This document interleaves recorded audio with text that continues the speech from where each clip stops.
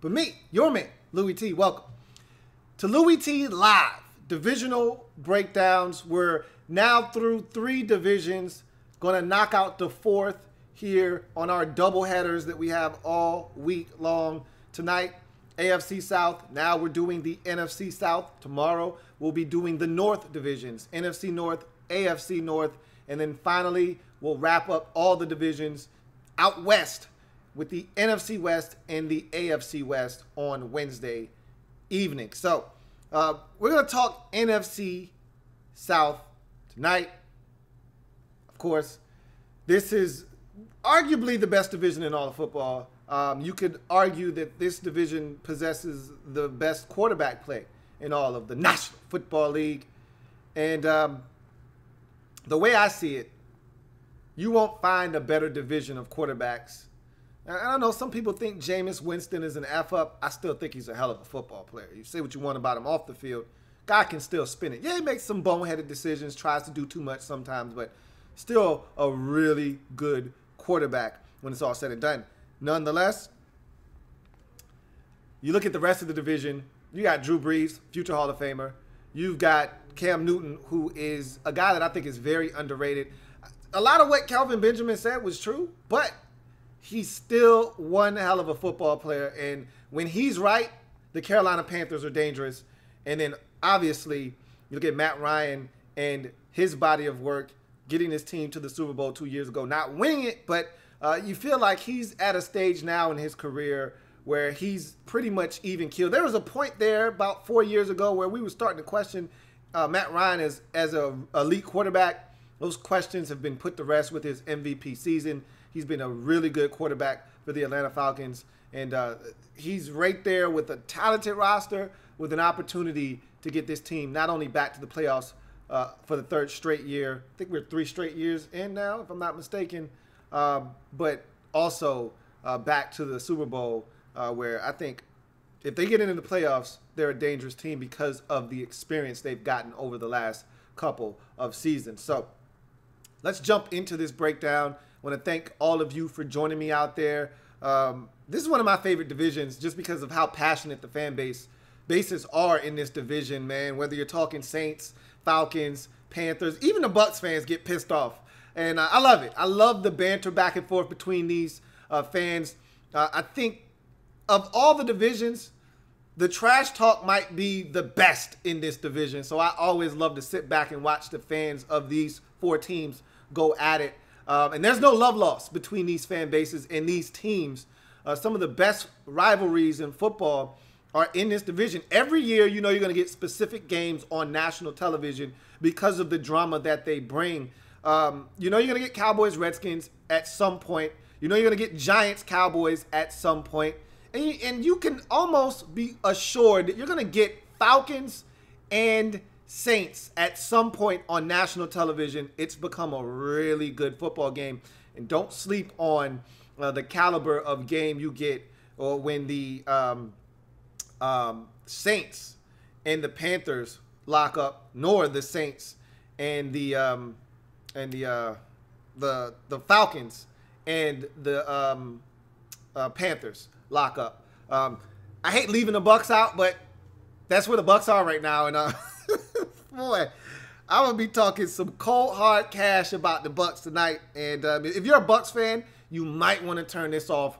Not now, like right now. But anyway, let's jump into these breakdowns. As you can see, got the records up above.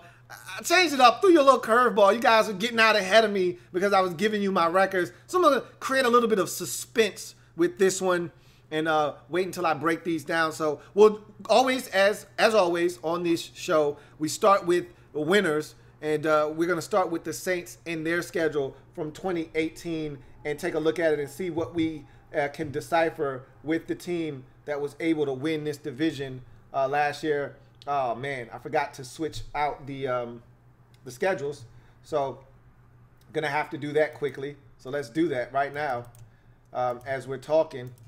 I'm anxious to see this division and see if I can get this right now. I'm hoping that's the right. No, that's not the right one. All right, let's try this again. All right. Here we go. Now, did I do that already? Oh, no, I didn't do it at all. All right, bump it. We just going to go raw dog then, since I didn't do what I was supposed to do. I fell asleep behind the wheel, which is fine. Won't be the last time that I fall asleep behind the wheel. Let's jump into these schedules. So, with the Saints, you look at them, the Saints, and this is a fascinating division, and this is a fascinating team in the Saints. They were one mishap, the Minnesota Miracle away, the Minneapolis Miracle, excuse me, away from the NFC Championship game. And you asked any Philadelphia Eagles fan last year, which team would they have rather played, the Vikings or the Saints? Any Eagles fan will tell you they wanted no parts of Drew Brees and the New Orleans Saints. They were scared to death of Brees, as a matter of fact. Much rather take their hand at Case Keenum, and they were right in that thinking. And so you look at the Saints and where they were last year, 11-5, won the division. And I don't think many people had them winning the division and being as good as they were last year. But now, this is one of those divisions, just like the NFC East, where it's tough to repeat in this division. Because it's so well balanced and all the teams are so good, it's tough to repeat as champion in this division. And once you get the title of NFC South champ, you have a bullseye placed squarely on your back. And so I think the Saints are going to find it tough to repeat in this division this year. But let's take a look at the schedule. So week 1, they're home for Tampa. No Jameis Winston. That's an easy win there. So they're going to get the dub. Then they're home for Cleveland. So that's a nice little start to your season. And I don't want to disrespect the Cleveland Browns, but it's the Browns coming into the Superdome. If you can't beat the Browns at the crib, you don't deserve to be in the discussion for the chip in this division. So now they get off to a nice 2-0 start. Then you go to Atlanta. We know these two teams don't know how to win in the other's home. That's the fun and the beauty of that little rivalry there is both teams take care of home in that little series there. And so I fully expect Atlanta to do what they always do, which is find a way to beat the Saints at home. So that'll drop the Saints to 2-1. They go the next week to New York. I expect them to go to New York and find a way to win. It won't be easy. And if the Giants are playing with a little bit of confidence in week number 4, that could easily be a loss for the Saints. But I got them winning that game. The following week, they're going to go Monday Night Football at home versus the Redskins. That's a game you look at on the schedule. And if you're an outsider looking in, you say, oh, that's an easy win for the Saints. Me being a Redskins fan, I know that the Saints struggle with the Redskins. Last year, the Redskins were up 14 points late in that ball game before self-destructing, and got to give credit to Drew Brees for being the magician that he is and pulling a 14-point rabbit out of his hat late in that ball game. Redskins simply couldn't convert on 3rd and 1 late in that game, and the Saints were able to take it to overtime and ultimately win. But they struggled with the Redskins. Redskins will be coming off a bye. I think that's a loss. So that'll put them at 3-2. Then they go into their bye week. They come off the bye. They're at Baltimore. That's a tough game on the road, hard-nosed football team. I don't see them getting that one. So that's another loss. Then they lose again, this time returning to the scene of the crime. Now, this is an interesting Week 8 matchup.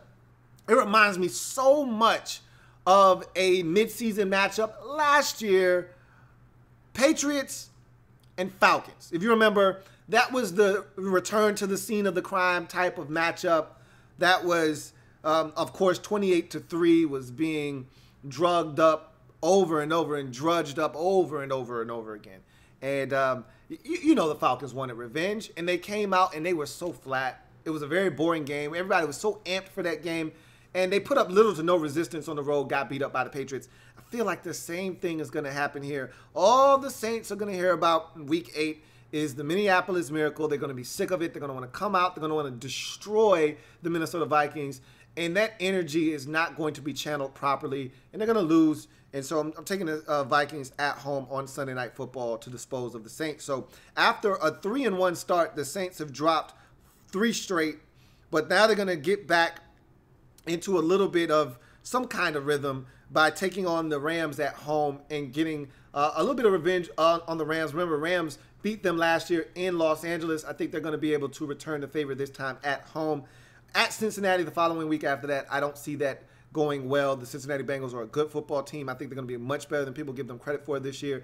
And I think their defense will be much improved. I'll take the Cincinnati Bengals on the road or at home, the Cincinnati Bengals, to win that game over the Saints. Then the Eagles come into New Orleans. That's a game that I think New Orleans can and will win there. One thing you don't want to do in New Orleans is get into a shootout with Drew Brees and the New Orleans Saints. Generally, it ends bad for you if you come into the Superdome expecting to win a shootout. That's what I think the Eagles are going to look to try to do. I don't like that situation for them. I'll take the Saints there, and I will take them the following week. And this is going to be a fun game to watch. Superdome will be rocking on Thanksgiving night. You know, they've I think this is the third year now, they're going to have a nightcap game on Thanksgiving, so you'll get a triple header. Or this isn't the third year. This is the first year that they're starting to give. This is not the first year. They started giving out that third game, that third Thanksgiving game, and letting anybody have a home game there. And so they're going to allow the Falcons and Saints to square off. And I told you, you're going to get one of these on primetime every year. You don't know when or where, but it's going to happen. And this one on Thanksgiving in the Superdome against the Falcons. Falcons can't beat the Saints in New Orleans, and I expect that to continue here. I'll take the Saints at home. And at Dallas the following week on Thursday, so 2 straight Thursday games back to back. I'll take the Cowboys in that one. Even though the Saints have had their success over the Dallas Cowboys over the years, this is a different Cowboys team, and I think that's going to be a tough ask of them on Thursday Night Football on the road in Big D. But after that loss, you look at a situation where you've got a 4-game stretch of which 3 out of your final 4 are in the division and 2 of which are against Carolina. So these are some big games here late in the season if you're the Saints. And I look at the Saints in this situation at Tampa. So 3 straight road games for the Saints here. At Dallas, at Tampa, at Carolina, 2 of which are primetime games. At Dallas on a Thursday night, then you go to Tampa. Then the following week after Tampa, you're on Monday Night Football at Carolina. So that's some tough sledding there if you are the Saints. But I think they beat Tampa Bay on the road. They go the following week on Monday night to Carolina. They lose. They've had success there. As a matter of fact, they swept the Panthers last year, including an early season victory, one that I didn't think they could do in Carolina, that really set the stage for them to win the division, later on beating the Panthers in New Orleans for the season sweep. So there are some opportunities here for them. After the loss at Carolina on Monday night, though, Pittsburgh at home, that's a shootout scenario like I talked about with the Eagles. I think they're going to win that game. And then Week 17 home for Carolina, I think that is a win as well. So when it's all said and done, the tally and the overall damage for the New Orleans Saints is 9-7 with a 4-2 mark in the division. So let's go ahead and give them their 9-7, 4-2. And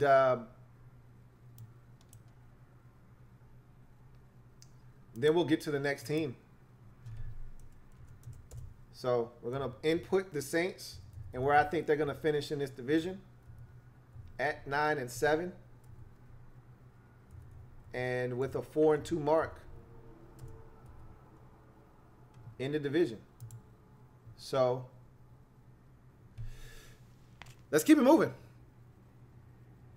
Now, the next team up, finished second in this division last year, was the Carolina Panthers. And for me, the Panthers are one of these teams that I feel like they don't get the respect that they are due. I think we overlooked the Panthers quite a bit, most notably because the offense isn't that sexy. You know, it's Cam Newton, and it's Cam Newton.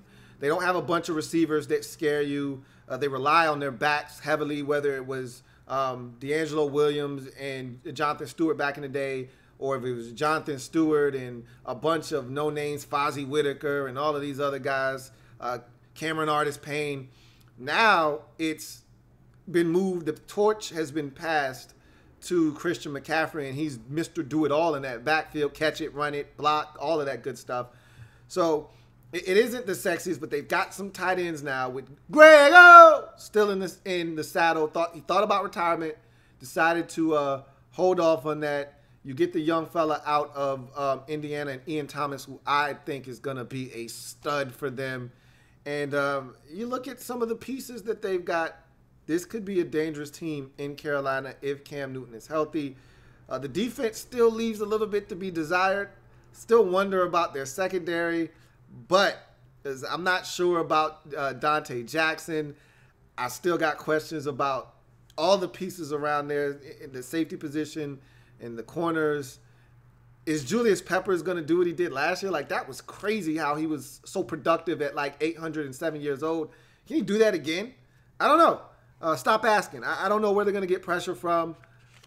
No Thomas Davis the first 4 games of the season. What is in store for the Panthers in 2018? Well, let's jump into this schedule. So you start at home versus Dallas. Very winnable football game. Unfortunately, I don't have you winning that game. As a matter of fact, I don't have to win the first 2 games of the season. Home for Dallas, at Atlanta, both losses for the Panthers. So, of course, everybody's going to hit the panic button after week 2, and they're 0-2, and everyone's going to be, oh, Panthers are in trouble. No, they're not.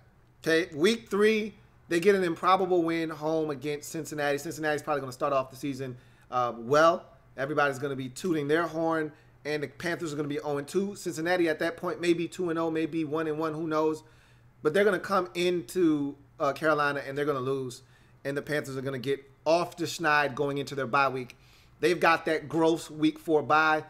I know how that feels. Redskins have the same thing, so I understand the pain there and the anguish. But you come off the bye at 1-2, and then you start to get your ass in gear.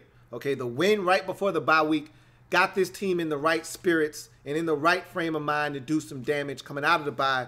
You get the Giants after the bye week at home. You take care of business there. You get the Redskins on the road the following week. You take care of business there. At Philly, the week after that, that's where your little 3-game win streak comes to an end against the Eagles, a team that you struggle with. Remember, they came into your building on Monday night last year and beat you. This time you have to go to Philly. I don't see you returning the favor. So you drop that game and your 3-game winning streak is snapped. But the Panthers were like, that's all good. We'll just start another streak. And so they beat Baltimore at home the following week. Tampa comes to town the week after that. They take care of business there. Then your 2-game winning streak is then snapped by the Pittsburgh Steelers. On Thursday Night Football, you've got to travel to Pittsburgh on a Thursday night. I don't see the Panthers coming out with a victory there, but I didn't see the Panthers coming out with a victory last year at New England, and they were able to do so. So if there's a team in this division that I think is capable of going to Pittsburgh and winning, it'd be the Carolina Panthers. Nonetheless, I've got that as a loss. Then they follow that up with 3 straight wins at Detroit. Remember, you went to Detroit last year. I didn't think you were going to win that game. I honestly didn't think that was in the cards. You go there and win. I believe it was 27-24. Ed Dixon went the hell off. Who saw that coming? Had like a $170 in that game on 5 grabs. Who knew? And so I see you going to Detroit and doing the same thing again. Versus Seattle, remember when that used to be a rivalry? Remember when that used to be a hell of a game you circled on the calendar? Who gives a shit about Panthers and Seahawks anymore? Neither do I, but they're going to beat Seattle at home in that game. Tampa Bay on the road, they can't beat the Panthers unless Cam Newton is hurt. If Cam Newton is out and you get to face Derek Anderson again, yeah, they'll call Derek Anderson up and bring him back. Then you can win that game. Because it seems like every year when Cam misses 2 games, they're both against Tampa Bay.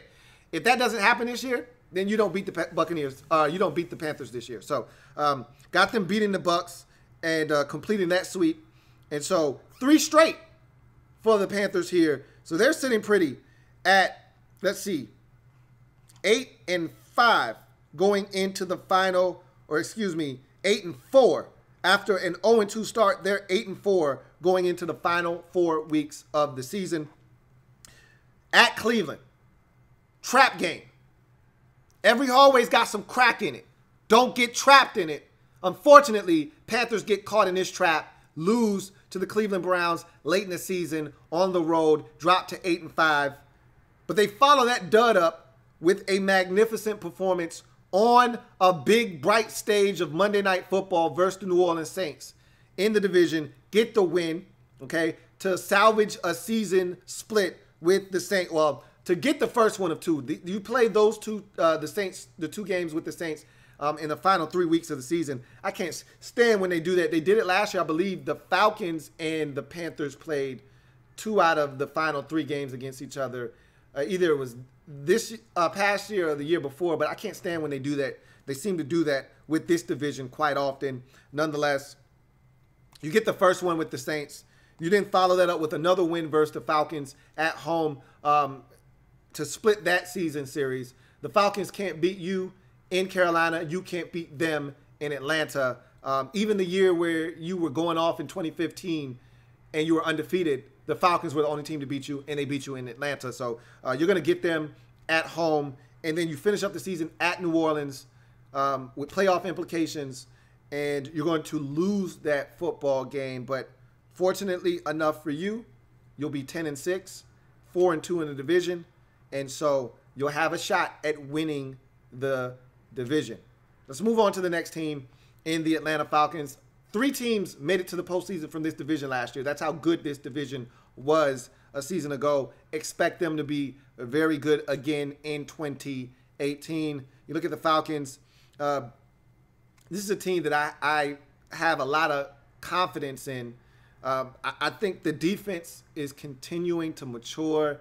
They've got a very, very talented group of defensive football players. You still wonder about the ability to consistently stop the run and get pressure off the edges. Those are things that I am concerned with the Falcons defensively. But looking at the totality of this football team and the talent, they may have top to bottom the best roster in this entire division, and it's going to help them navigate their way through what is a very tough schedule, starting with the Super Bowl champs in Philadelphia. Doesn't get much tougher than that. They'll be dropping the banner. That'll be an exciting, raucous crowd. First game of the season to kick it off for every team in the league. Thursday Night Football. That's a rare get for a road team in that environment. But if I've already said this, so this isn't a surprise. When I broke down the NFC East, I already said this, but I'll say it again. If Nicholas Foles is the starting quarterback for that game, the Falcons will win. If that is Carson Wentz week 1, and I'm starting to think that it's going to be Carson Wentz week 1, then the Eagles will win. Right now, I'm going off of the premise that it's going to be Nicholas Foles, and because of that, Atlanta Falcons get the win in week 1. Not only do they get that win, they win their first 4 games of the season at Philly, and then they get a nice break. And they're going to pay for this later on in the season. 5 of their first 7 games at home. Okay? Doesn't get much more home. You don't get much more home cooking than that. 5 of your first 7 games at the crib, including 3 straight after a week 1 road game. You get 3 straight at the crib. They're setting you up for a fast start. You better not waste this. So you're at Philly, you win there, you come home for Carolina the next week, family business, you take care of that. More family business the following week, home for New Orleans. Better take care of that, and they will. And then you have Cincinnati at the crib, a team that is fully capable of coming into your building and beating you, but you take care of them as well to start the season off 4-0. They cool your ass off, though, in week 5 with a trip to Pittsburgh that I don't see you getting to drop you to 4-1. You then get Tampa Bay the following week, which is going to help you get back on track at the crib. You take care of that. And then the following week, they give you another layup. Giants, Monday Night Football at the crib. You take care of them going into your bye week at 6-1. So you're hot, okay? But you got hot off of some soft teams at the crib, family business at the crib. You took advantage of being at the crib. But there's an inverse to that. You want to play 5 games, 5 of your 8 home games in the first 7 weeks? You're going to pay for that later on. And thus, you come off the bye week, you go to Washington, you win, okay? But shit is about to get ugly for you now. So you win against Washington, but you go to Cleveland the following week on the road. And you know you got a bunch of roadies coming up, okay? So you go to Cleveland, you lose. Okay, and the Browns are going to be a scary team this year, and I think if you can get pressure on Matt Ryan, you got a shot. They can stop the run. I think they can really influence Matt Ryan to make a mistake or two, and Tyrod Taylor's not going to make too many mistakes himself. They got a shot. I got the Browns taking care of business there. Dallas the following week at the crib. You're going to take care of Dallas just like you did this past year at the crib. Not a gimme, but you're going to find a way to win that game. You go to New Orleans on Thanksgiving. You're not getting that one on the road versus the Saints. Nor will you get the game the following week versus Baltimore at the crib. Nor will you get the game the following week after that at Green Bay. You'll get Arizona at home and be able to take care of them. But then you lose the following week at Carolina before going to Tampa Bay and finishing up the season with a win there. And you'll need that one because if you don't win that game, you don't win the division. Falcons finished the season up at 10-6, tied with the Carolina Panthers. Both teams finish at 10-6. Both teams finish 4-2 in the division. The tiebreaker, both teams split the season series at 1 apiece. The only difference, giving the nod to the NFC champions in the Atlanta Falcons, is the conference record. Falcons go 9-3 in the conference. Panthers go 8-4 in the conference. So let's fill that in. And then we'll get to the final team in the division, the Tampa Bay Bucks. And I'm giving you an opportunity right now. If you're a Bucks fan, you might want to bail because what I'm about to say, not for the faint of heart. But Falcons get it done at 4-2. I mean at 10-6, 4-2 in the division. Panthers are right there at 10-6 and 4-2 in the division themselves. Problem is, they get beat out by the divisional mark that the conference mark that the Falcons have. It's just a game better than that of the Falcons. So we go to the Bucks, and this is the final team in the division. And I've said this about teams in other divisions and how everybody can't be 8-8, everybody can't be 9-7. Somehow, some way, you've got to have some teams that are bottom feeders. You've got to have teams that everybody else gets fat off of and gets their wins off of. And we've already said that the Dolphins are in a division with the Jets and the Bills. And so a team like the Dolphins may get more wins because of just the division they're in. We know the Patriots feed off that division every year, but you got to have teams like that in the league. Tampa Bay is one of those teams this year. I think shit is about to go south, literally, okay, for the Buccaneers. Jameis Winston and his saga to start the season off, I think, is the tip of the iceberg. But I think you're going to see Jason Light fired. I think you're going to see Dirk Cutter fired. I think this shit is going to go south, and it's going to be bad. Heads are going to roll, and it's going to be really bad in Tampa before things get a lot better. And they're not a bad football team. That's the bad thing, but they're poorly coached, and they're not going in the right direction right now. And they play in one of the worst divisions to have your quarterback tripping in. And so I just see the wheels coming off. And they got guys on that roster that when shit goes south, they're liable to tuck their tails between their tuck their tail in between their legs and run. And so I don't like the way that this shit is gonna go for the Bucks. So let's go through this schedule quickly. I'm not gonna spend a bunch of time here with the Bucks in this schedule. Hey, man, this is bad, man. This is all bad. And they're going to win more games than this, but I can't give it to them. So, long story short, they don't win a game until week 7 versus Cleveland at the crib. All right. The next win after that comes versus San Francisco in week 12. They don't get another win after that. So, if you can do the math, they're 2-14. They get swept up in the division. They're going to probably beat somebody in the division. All right. Jameis is going to get them a dub somewhere in the division. I just don't know where. And so if Cam Newton gets hurt, maybe you get to play the backup in Carolina. Maybe they call Derek Anderson and you can get you a win that way. If that's not the case, I just don't see you beating anybody in the division. Your schedule is so tough. I don't know where you're going to get the dubs from. You beating Philadelphia at the crib? You can beat Chicago in Chicago, right? But I'm thinking Chicago's better than you because there's no... Jameis might be back. I think Jameis is back after 3 games. So he'll be back. First game back versus Chicago on the road. That's winnable, right? But I'm saying Chicago's going to find a way to win that game at the crib, you know? So Chicago's going to look at Tampa like food, like the rest of the league is going to look. Everybody's going to look at Tampa on their schedule like food. Let's eat. So when Chicago sees Tampa on the schedule week 4, they say, hey, let's go eat.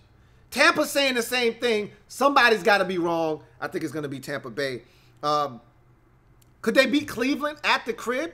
You're damn right they can beat Cleveland at the crib. But Cleveland's looking at Tampa like food.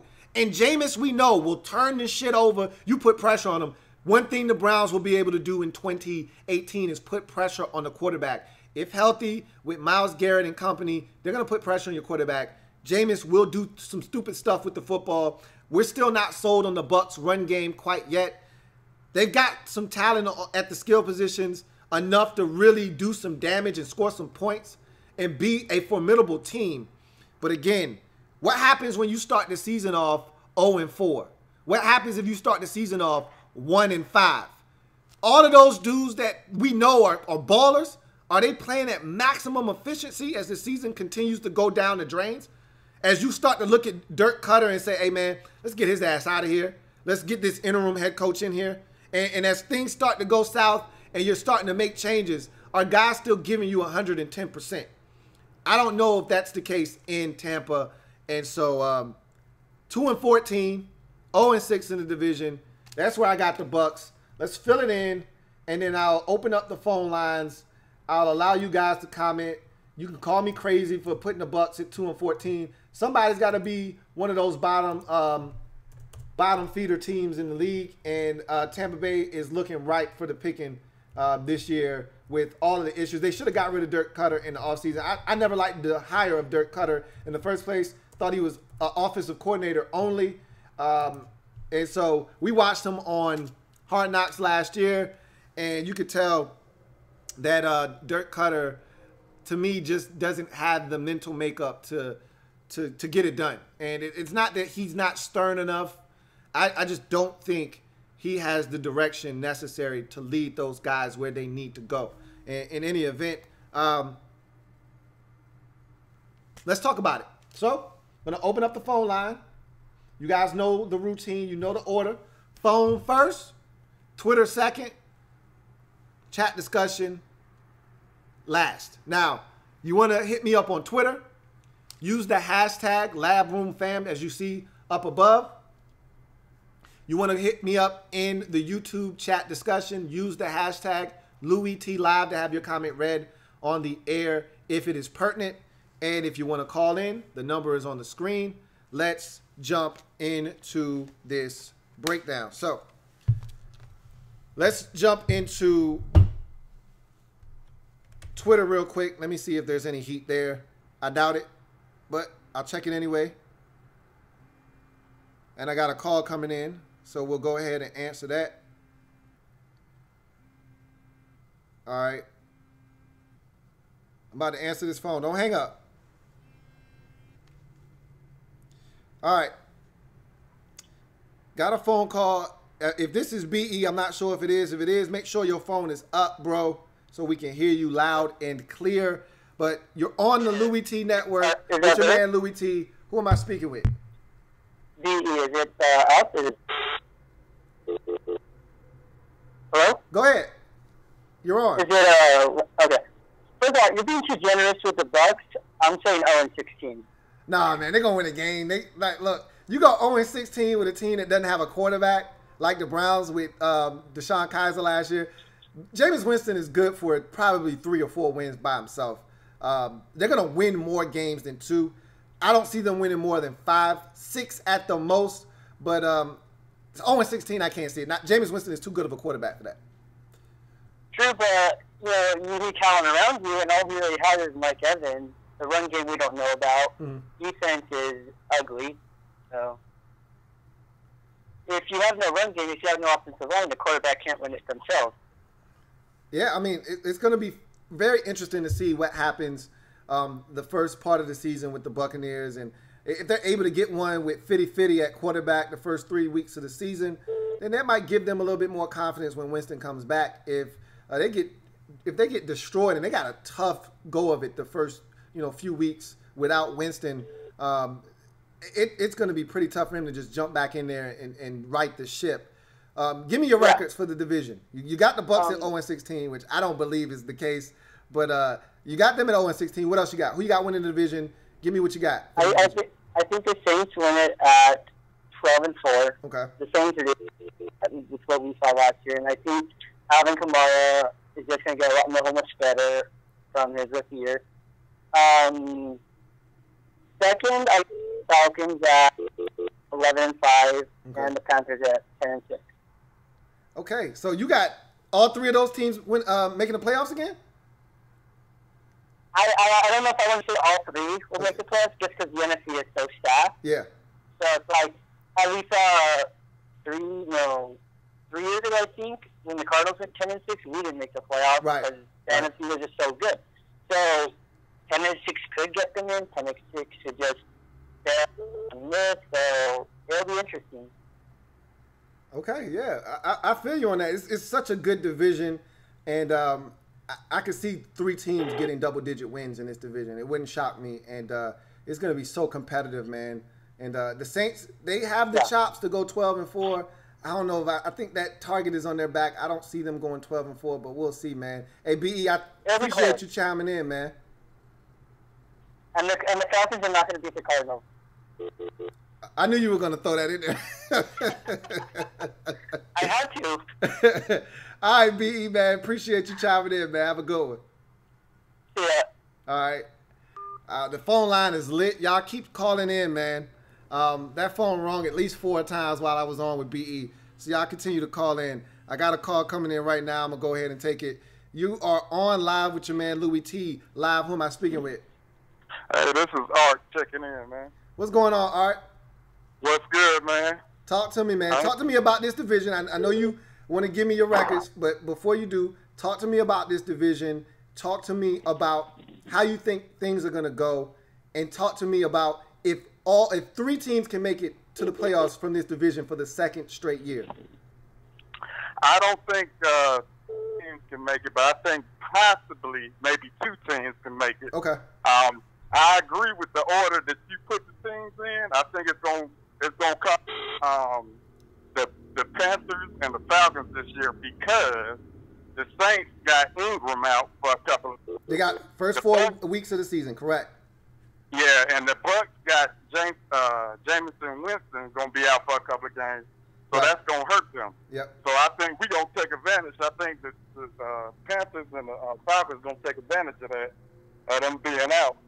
And of course, I see my Falcons winning the division. I think we're gonna go something like maybe like 12-4, something like that. Okay. And I think the Panthers gonna be next, and they're gonna finish like 11 and something or 10 and something. Okay.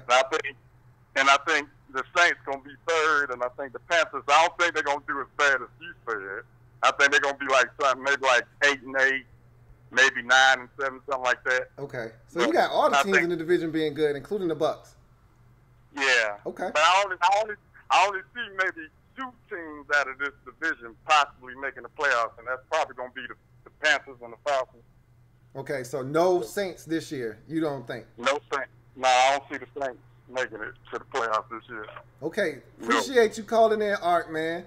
As always, man. Okay. Have a good one, bro. All right, So, Art, let me preface what he said. He's a Falcons fan, but he's got his Falcons going 12-4. He's got the Panthers going 11-5. He's got the New Orleans Saints going 10-6, missing out on the postseason. Similar to B.E. B.E. also had the Saints going 10-6, but not making it to the postseason. And then he had the Bucs finishing up at 8-8. So, drastically different. He's got the entire division being very solid.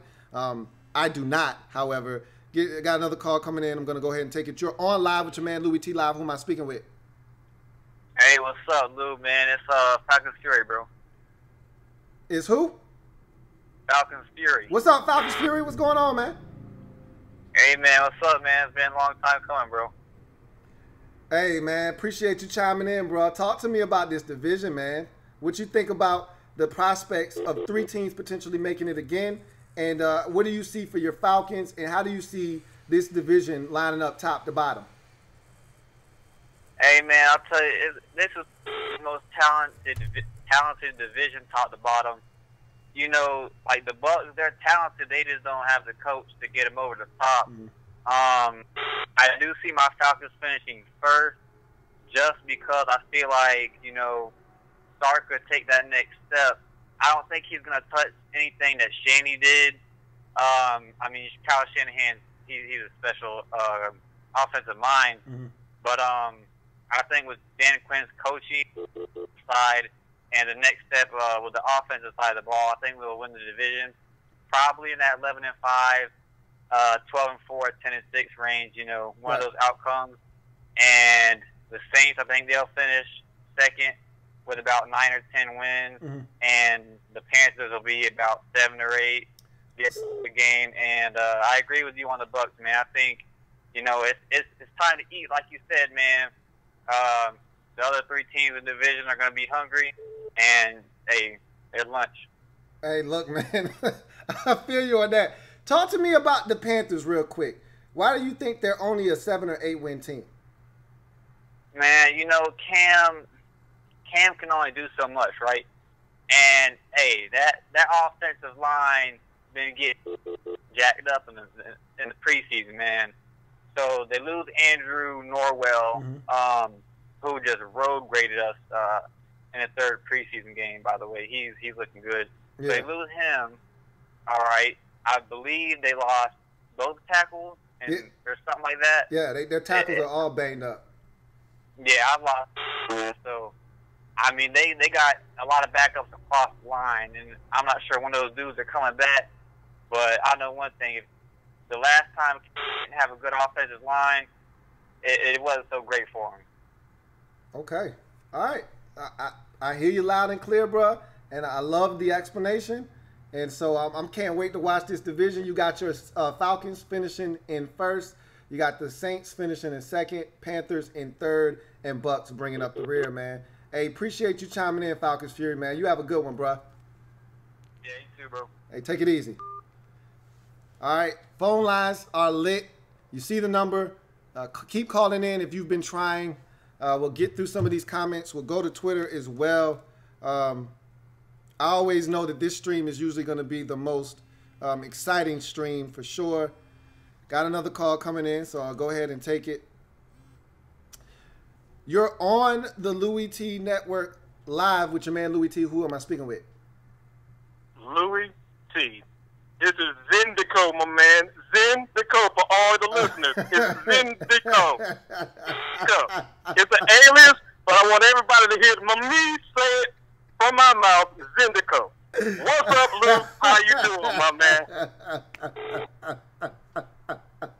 What's going on? Hey, what's up, man? Hey, for those of you who don't know what we talk about, that's an inside joke. If you weren't with us all last year, then you don't get that. But that is hilarious. That's right. What's going on, man? Everything's good. First off, man, congratulations on your. That's a beautiful thing. Yeah, appreciate that. Man. No problem, no problem. And also, I put in that extra work to make sure I was ahead of you in the winners and losers. So I'm good. So that's enough to get my name right. Okay? Now, let's get to this division. Let's get to this football talk, my man. All right, let's do it. What you want to know first, Talk man? to me about this division. What do you have everybody going? And then I want you to give me a breakout player for each team in this division. And let me start with my team, the Panthers, first, man. All right. I don't know if you're aware of this, but every even year, every other year, is always a down year with us. We have never had a winning record back-to-back seasons. So that, right off the top, worries me. And that curse of the black cat has already hit us, as the previous caller just said. With the injury. With the offensive line. Yep. Right.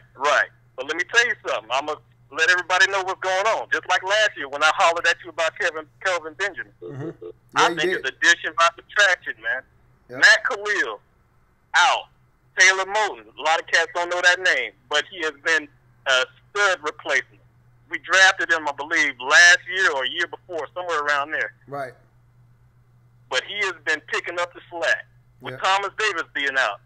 I don't know if you've been watching Shaq Thompson. He's been stepping in and been showing out in his contract year. Right.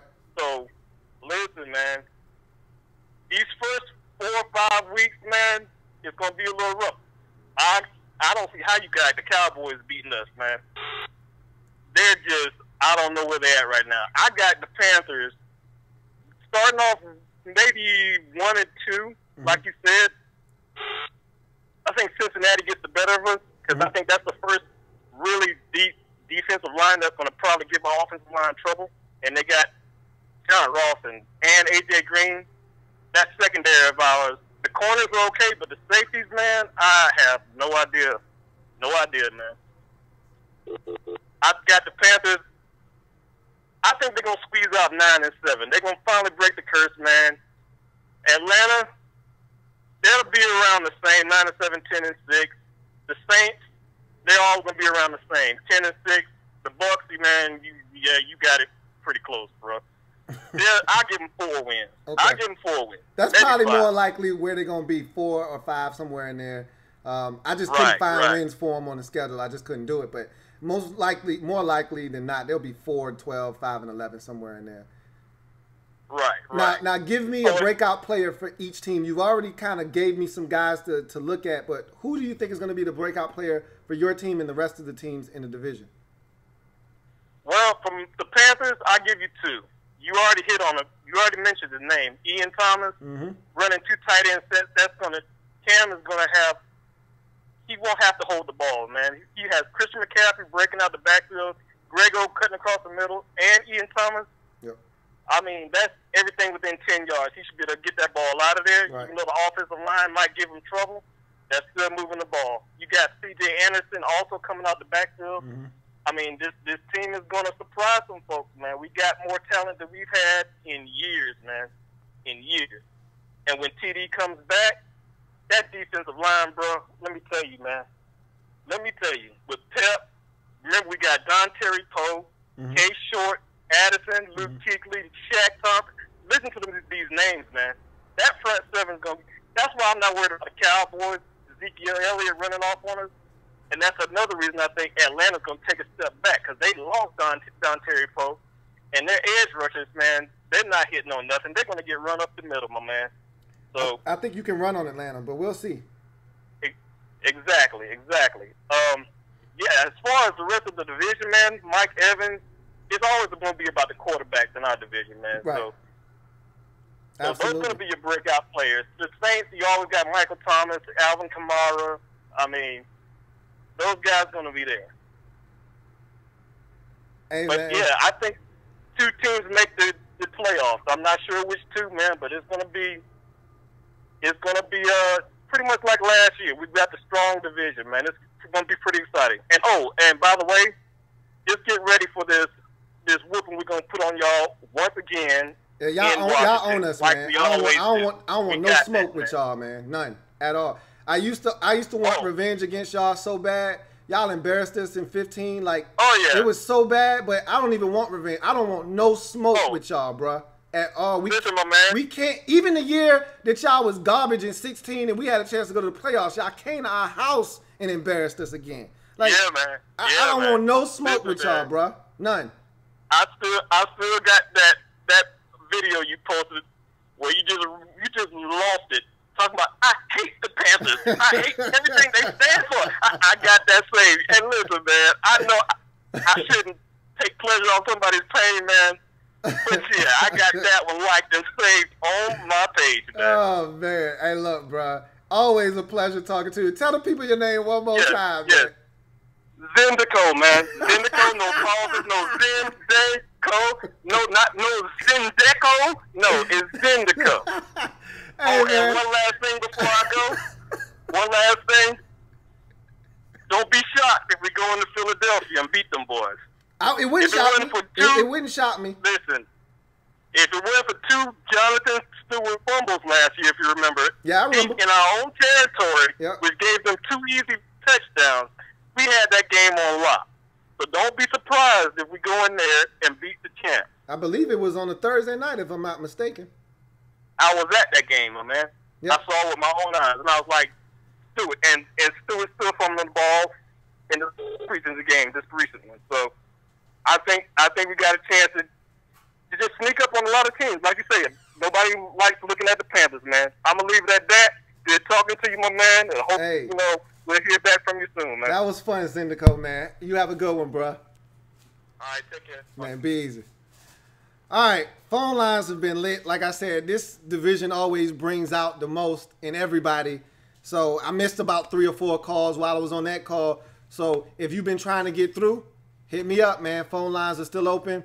I'm going to check Twitter real quick, and then we'll jump into got another call, so I'm going to go ahead and take that. And y'all keep chiming in on the YouTube chat discussion. We'll get around to that once these phone calls chill. But you're on live with your man, Louie Tee. Who am I speaking with? Hey, what's going on? You on live with your man, Louie Tee. Who am I speaking with? Yeah, Louie Tee, what's going on? It's Rick, man. I'm a Buccaneers fan. What's going on, Rick? Hey, man, talk to me about this division. Go ahead. I mean, 2-14, bro. Hey, look, this is the thing. I'm trying to find wins for y'all. I just can't. And y'all gonna win more than 2 games. I really think you're gonna win 5 games when it's all said and done. But I couldn't give you 3 more wins. I think those other teams are gonna find a way to beat you. So obviously, you have a reason to be upset. But talk to me about why you're not gonna be 2-14, 3-13, 4-12. Talk to me about why I'm disrespecting your Bucs and why you're gonna be much better. Give me hope. Give me a reason to believe, because I don't believe. I mean, to be honest with you, I mean, we're looking good this year. Jameis Winston, I mean, he's tightening up. He's working on way more accurate. I know it's a preseason, but he's still looking good. The running game, Peyton Barber, I mean, he's a special running back. And Rojo, I know he's going to do something special. And our receiving corps, it might be the best in the division, to be honest with you. But Mike Evans, Deshaun Jackson, you see what I'm saying? And we got a slot receiver that's, I mean, Godwin, he's amazing. It's just, and our tight ends, we're going to run a dual tight end. I mean, you got to give our offense a break, man. And the defense looking good. We just, only issue we got is really the secondary. So it's like, I don't understand this 2-14 and everybody's saying we own 16. I mean, the disrespect, I just can't take it anymore, man. All right, so you listed a number of things that are factual. Love your skill guys. You got 2 tight ends in Cameron Brate and O.J. Howard. You got some receivers, Humphreys. You got Mike Evans, of course, Deshaun Jackson. You got the kid out of Penn State that you drafted last year. You got some stuff. I'm not disputing that. You got Rojo. You talked about Peyton Barber and how he's been playing well in the preseason. You got some stuff. But the problem that I'm running into is no Jameis Winston for the first 3 weeks. You could easily go 0-3. He comes back, and you're already 0-3 in a division that's really good.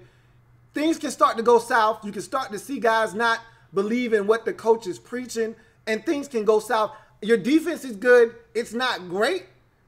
How you getting pressure on the quarterback? You think JPP just going to turn it up? Yeah, I think JPP and Vinny Clay going to do their thing. Don't forget, Peter Taylor, he's been out. So he's pretty much been resting this whole time. He's going to be very dangerous. And Carson Davis, I know he's a rookie, but quarterbacks are just like running backs. You know what I'm saying? They're going to get it. They're going to get it right away. So I feel like he's going to be a special player. But, I mean, come on, Mr. Lewis. I got respect for you. You know what I'm saying? Hey. I love your show because you all about details. And I see you take it serious, so I love your show. When I heard you say 2-14, I was like, Hey, look. I hate doing schedules because like I told you, somebody got to be the doormat. Some of these teams, somebody got to be 3-13, somebody got to be 4-12, 5-11, and it just happened to be y'all this year, man. I could really see this thing going, this ship sinking this year, and y'all having to hit the reset button. And like I said, if y'all get the right coach in there, I do not believe in Dirk Cutter. I don't. If y'all get the right coach in there that comes in and whips all of this talent into shape, y'all could be a really dangerous team, not just in your division, in the entire conference. Because I think Jameis Winston is a very talented quarterback. I think you got a ton of talent, as we talked about. I think the defense is young and dumb. They don't know what they're doing yet. So I think you got a little bit ways to go and some growing pains to go on the defense, because I think you got a lot of young guys on that side of the football. Your entire secondary is young. So minus, obviously, the one veteran that you got out there. I forgot his name, but the corner, you know who I'm talking about. Brent Grimes.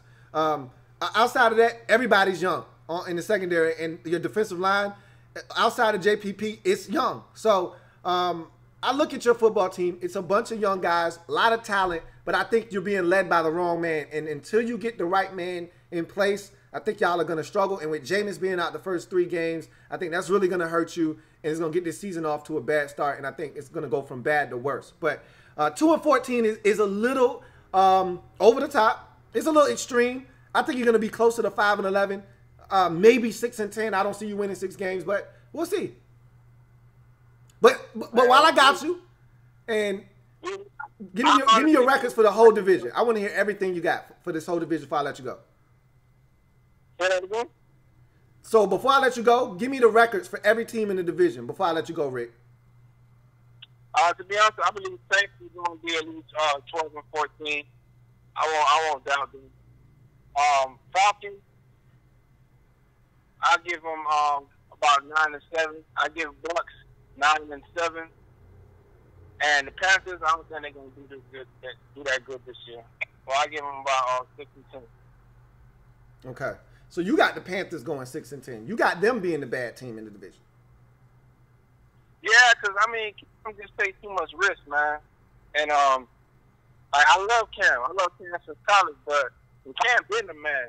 But he just takes too much risk. Like, you know what I'm saying? So I already know. I don't wish to agree on nobody, God forbid. But, you know, I feel like something might happen, and they gonna go down.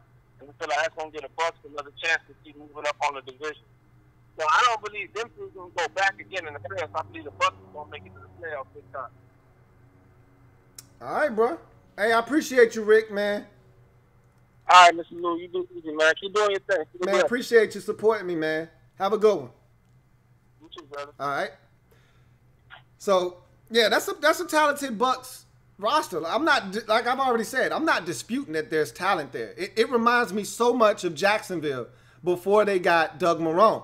So much talent on that Jaguars team, yet every year 4-12, 5-11, 3-13. Why? Because they were being led by the wrong man. And I loved Gus Bradley, but he just wasn't the right man for the job. I think the same thing can be said for Dirk Cutter. You got Gerald McCoy, you got JPP, you got all these guys on that defensive line. You add Vita Vea, all these guys on that defensive line. But I don't think they're being led by the right man. But in any event, got another call. Gonna go ahead and take it. You're on live with your man Louie Tee. Who am I speaking with? It's your boy Nick again, bro. What up, Nick? Nick at night, everybody. All right. So, like, first I'm gonna just start off with that boy Rick just said the damn Saints was gonna go 12-14. How many fucking games is they playing, bro? No. He said the Saints are gonna go 12-4. That's what he said. Oh, I thought he said 12. No. He said the Saints are gonna go 12-4. He says he believes in the Saints. All right, well, I'm with you with, like, the Bucks. Like, I got them winning 4 games, and honestly, it was hard as hell to even give them the 4.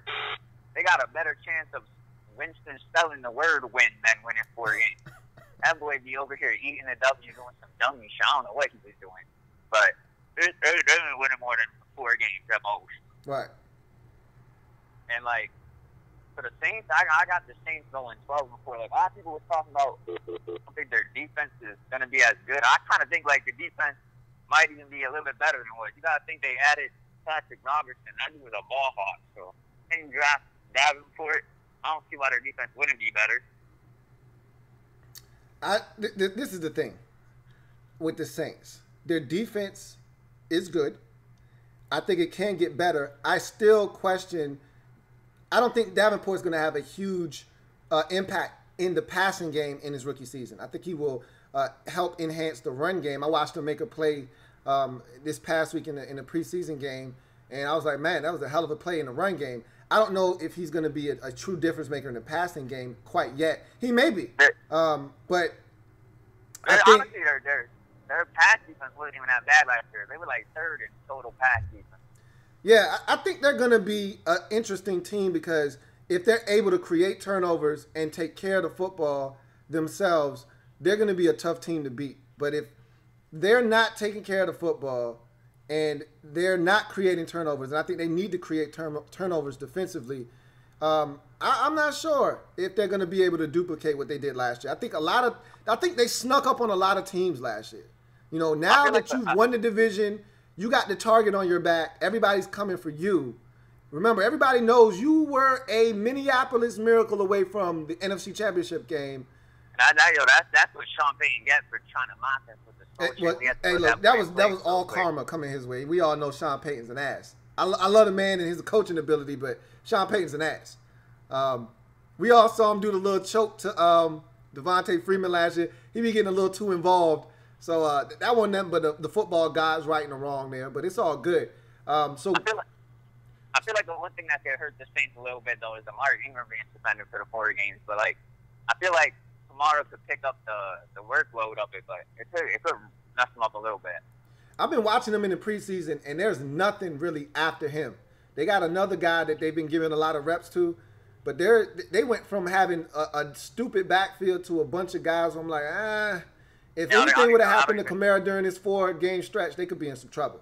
I don't even know who the other running back is after that. I don't even know who it is. Yeah, they had a bunch of backs, and now they got some dudes that they like, but I don't love them. So we'll see what happens with this division. While I got you, let me get you to rank these receiving cores in this division. Who do you think are the 4? Give me the division receiving core in this division 1 to 4.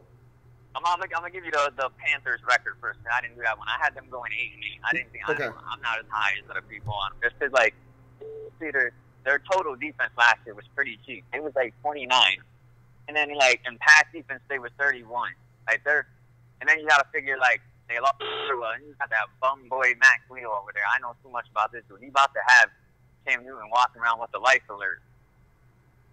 Yeah, their offensive line is really banged up right now. I can tell you that right now.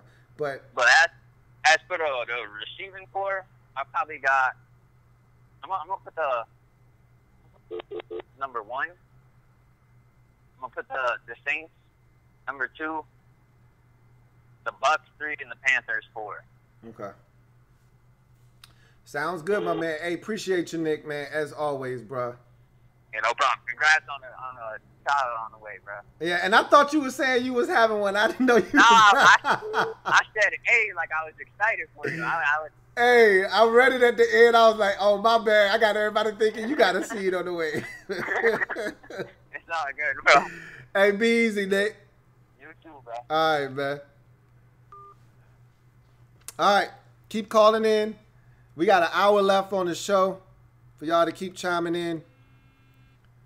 And got another call, so we'll go ahead and take it. You're on live with your man, Louie Tee. Who am I speaking with? Hey, it's Art again, man.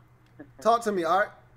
Hey, I was just going to say the reason why I picked the Saints to finish 3rd, and I meant the record going to probably be more like 9-7. Okay, because you initially said 10-6. Yeah, I meant to say 9-7. Okay. It's like 9-7. The reason why I'm picking them to go 3rd is because, you know, Breeze is declining. He's getting older. You know, Ingram ain't going to be there. They need that 1-2 punt, you know what I'm saying, that combo in the running back, just like with our running backs with Freeman and Coleman. I think they're going to be missing him. And I think that's going to affect them. And as far as like Panthers finished in 2nd, I think they got a lot of weapons this year. They got more weapons this year. They got C.J. Anderson. They got Chris, what's that? Christian McCaffrey. Yeah, Chris McCaffrey. You know what I'm saying? They added on DJ. I think they're going to be, I got to give the Panthers some credit. I think they're going to be better this year. But I still think we're going to finish first. You know what I'm saying? Right. You know, the weapons we added. So that's why I felt that way. And I think Stark, you know, his first year, he made it to the playoffs. We made it to the second round. With Shanahan, we didn't even make it to the playoffs at Shanahan. So I'm like, what do you think Stark's going to do this year? I think we're going to be even better this year, like as far as definitely with the offense. The defense, we got to watch out for the defense. So we got to see what's going to go on with the defense. All right. Hey, man. Appreciate you chiming in a second time, Art, man, to clarify everything, man. You take it easy, bro. All right. Rise up. I hear that, man. Brotherhood. All right. Y'all keep chiming in, man. Let's get to some comments. While we waiting for this phone to ring again. Cloud says, damn, nobody giving the Bucks a chance. I know I'm guilty. If they turn out to be good this year, you know, I'll be the first to tell you when I'm wrong. I told you, ain't no shame in my game. But if I'm right, I ain't going to come up here and brag because I expect to be right. But we're going to see.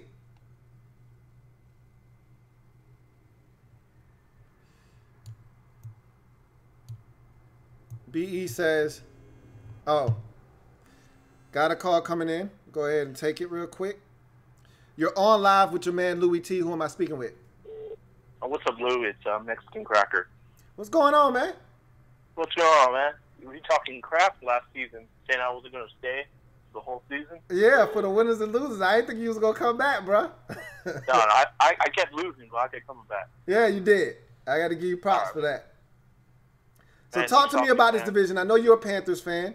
Talk to me about this division. What do you expect? What are the expectations for your Panthers? What is the expectation for this division as a whole?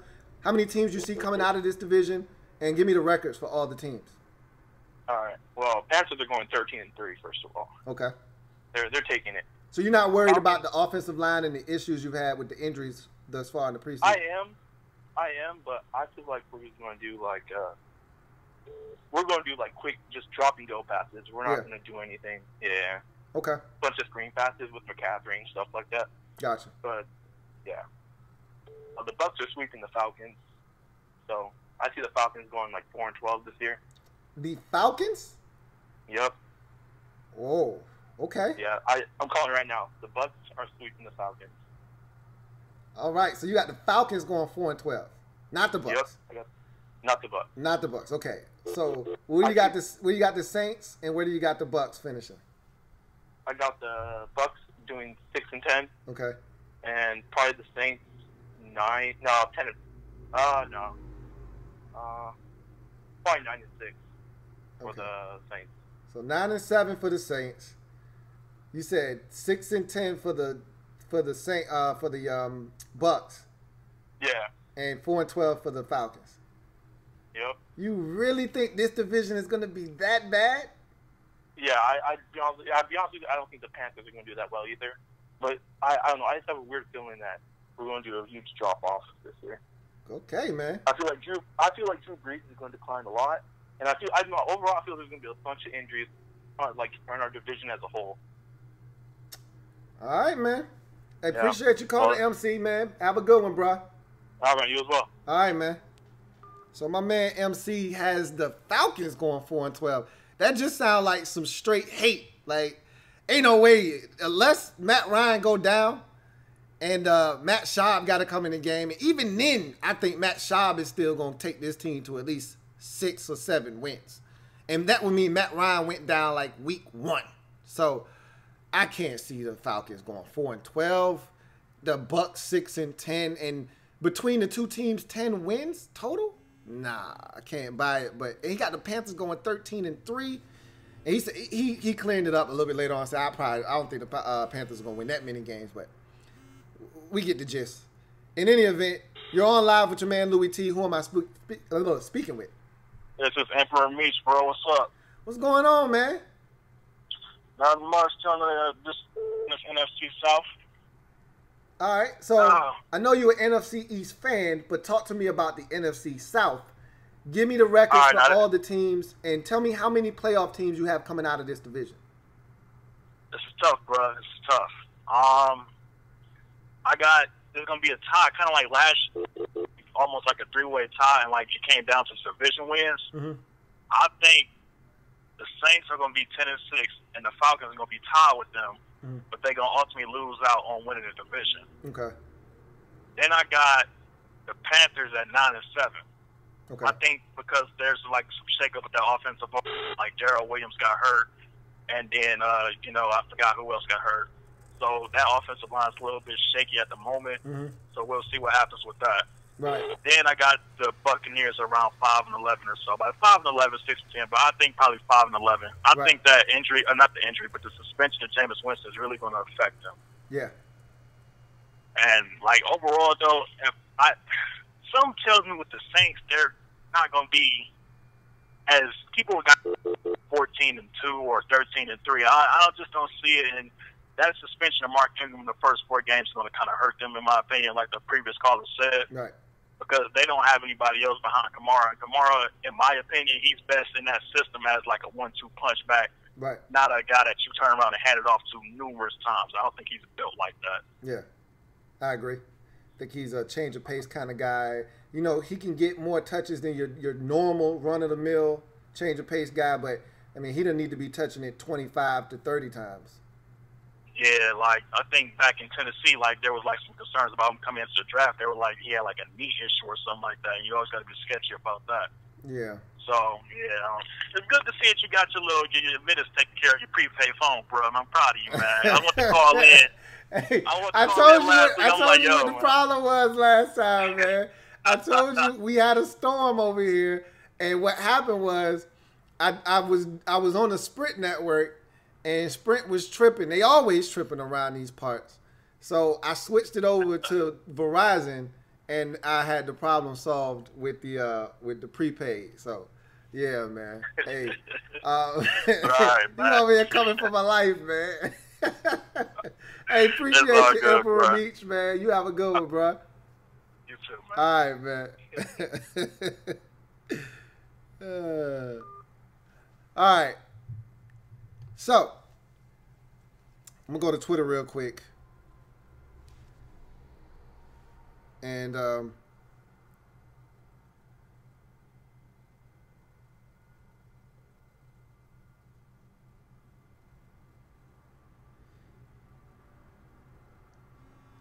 got another call. Nothing on Twitter, though. Got a couple of comments. But let's get to the phone lines. You're on live with your man, Louie Tee. Who am I speaking with? Hey, man, I hate to call back in like this, but, man, it's Falcons Fury, bro. All right, talk to me. What's good? Hey, man, all right, hold on. All right, first of all, I don't know what's going on up there in Tampa Bay, but whoever said the Falcons are only going to have 4 wins, hey, they need to go to the doctor, all right, get tested for everything, all right? Have them do a full check because something's wrong with that person, all right? I don't know if it's mercury in the water. That was a Panthers fan. That was a Panthers fan. Hey, whatever, man. Whatever, all right? Panthers, I don't know. It's some poisoning up there. They've been eating out of the food. I don't know. And then so there's a Saints fan up in here talking about their trophy from like 2000, whenever, 10 years ago. All right, y'all gotta wash that thing off with some Windex real quick. All right. I mean, I don't get it. You know. Hey, as a fan that has seen a fan base live in the past, I know how it goes, bro. Like, the thing is, at least they got one to shine up. You got to get one first. Like, that's how we used to kill the Eagles until they won one last year. They were the only team in the division to not have a ring. And, you know, that's how it go, man. They can talk about what was it, like 2008, whatever it was, 2006, whenever it was they won the Super Bowl, 2007, somewhere in there. When they were able to get it done. You got to get it done. Yeah, y'all came dangerously close a couple years ago, but, you know, it wasn't meant to be. Yeah, man, I don't mind the Saints comment that much because, you know, they do have the right to talk about that. Yeah. But the Bucs fan talking about we're going to go 4-12. Yeah. I mean, or the Panthers fan. Right, it was a Panthers fan. It was a Panthers fan. Fan. I mean, yeah, I don't buy that neither. He was just mad. He was just mad. He was talking trash. Serious head trauma as a child. You know, some of that floor to noggin action. You know, Yeah, he but, he doesn't like the Falcons. That's all. I think he hates the Falcons the worst in the division, and that's pretty much what that stems from. I mean, hey, the good Lord all gave us 2 lips and a tongue and a mouth to talk with, but I don't know if he all gave us a good brain. But all right, man. Good night, bro. Hey, man, have a good one, bro. All right. Let's get through some more of these comments, man. All right. Let's see what we got.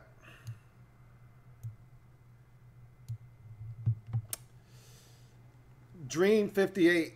I appreciate the contribution on PayPal, man. Really do appreciate that.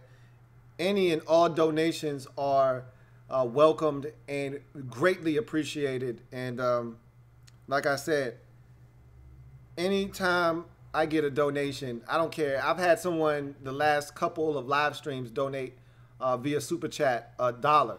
I love it. You know, anything and everything helps. So haven't had a chance to check the PayPal. I saw that I got a deposit. I'm assuming it's from you. I appreciate that, Dream 58. Good looking out. Got a call. Going to go ahead and take it. You're on live with your man, Louie Tee Live. Who am I speaking with? Hey, Louie Tee, it's John Burns. How you doing, man? What's going on? Oh, good. Talk to me about the NFC South. What was that? Talk to me about the NFC South. Give me your records for all the teams in the division. All right. I think the Panthers are in line to win the division. I think they're going to beat out the Saints by 1 game. I think Atlanta's going to be right there. If Jameis Winston can keep his head on straight and that defense wakes up, I think the Buccaneers can get at least maybe 7, 8 wins. I just think the Panthers are going to take it. Okay. Can you turn your phone up? I can barely hear you, and if I can barely hear you, then I know they can barely hear you. Yeah, you're on speakerphone. Sorry about that. Okay, it's all good. So you said you got the Panthers winning the division. Yes. And what record? I think they're going to get 11, 12 wins. I think they're going to get a 13th win if they could squeeze a good win, can squeeze out a good win on the road against a really, really good team that's going to be in the playoff race. I think the Saints are going to be second at 11-5. Okay. I think the Falcons are going to be 11-5, and I think Tampa Bay is going to be around the 8-win, 9-win range. That's only if Jameis Winston. I still don't know what's going on with that Buccaneers situation with what happened with Jameis. Right. So you got this division just being really good top to bottom. Even the Bucs, who are bringing up the rear, is a formidable team at 8-8. That's interesting because I could see the first 3 teams having really good records. I don't know if I think Carolina can get 13. I know you said 12-4, and they could squeeze out a 13th if they got a really good road win against a playoff team. That's pretty high, but then again, I don't think last year most of us saw that division being what it was in terms of, you know, 2 11-win teams, and I think there was a 10-win team in Atlanta too. So this division is really intriguing that way. If the Bucs are 8-8, then there's no way that the rest of this division is going to win 13, because if the only way the rest of the division is really good is if you feed off of 1 or 2 teams in the division, and we know that's not going to happen with Carolina, New Orleans, and Atlanta. We feel like all those teams are going to hold their own. So someone has to be the sacrificial lamb in the division. If Carolina's going to win 13 games, that means they've got to sweep somebody.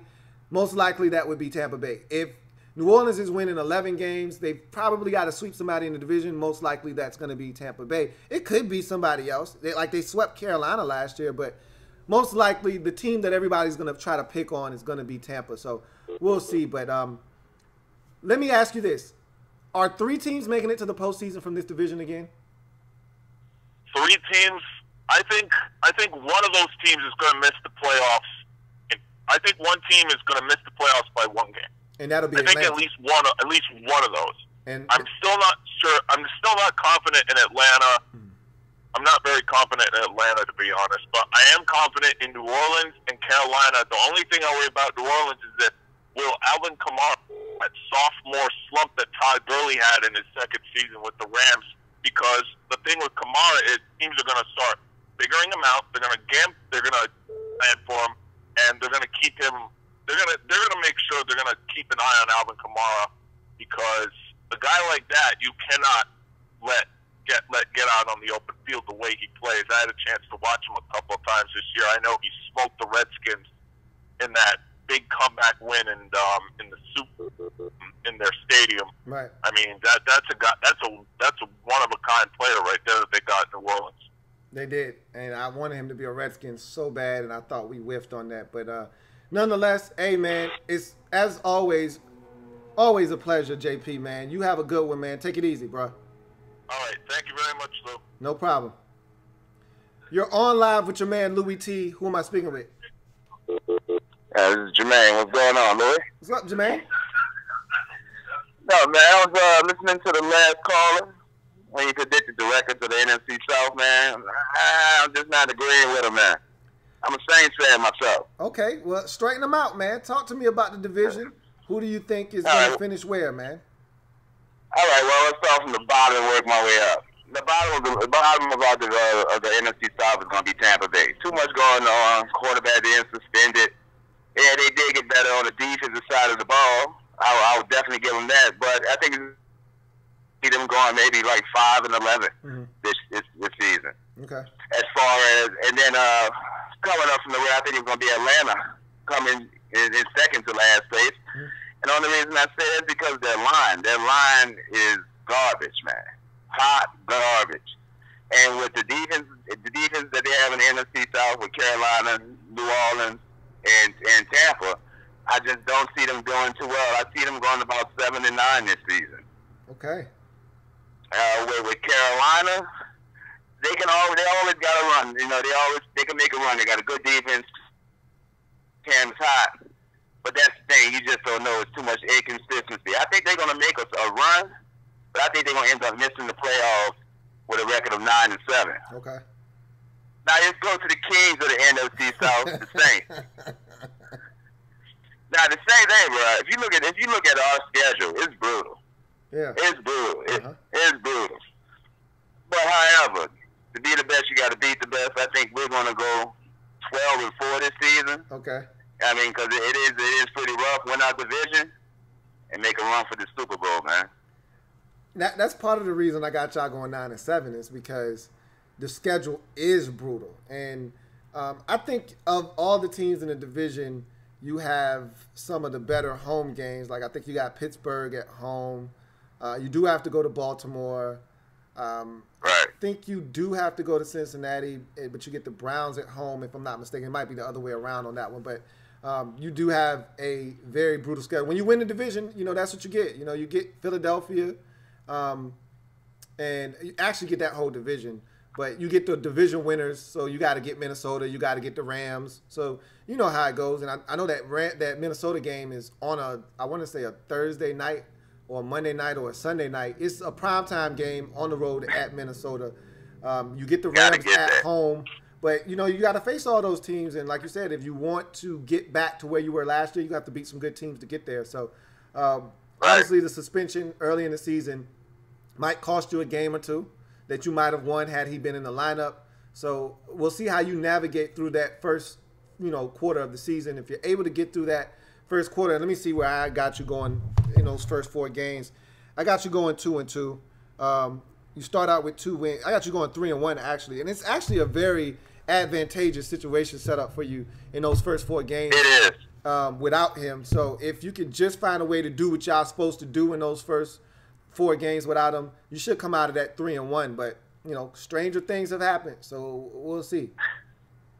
Yeah, I definitely believe just because of the schedule the way it is lined up with those first few games, I think we'll be able to, you know, weather the storm. Just because I think we're going to go back to more of a passing type offense while Mark is gone. Yeah, like we, you know, we're going to lean more on Drew Brees. We added a lot. We added Traquan Smith.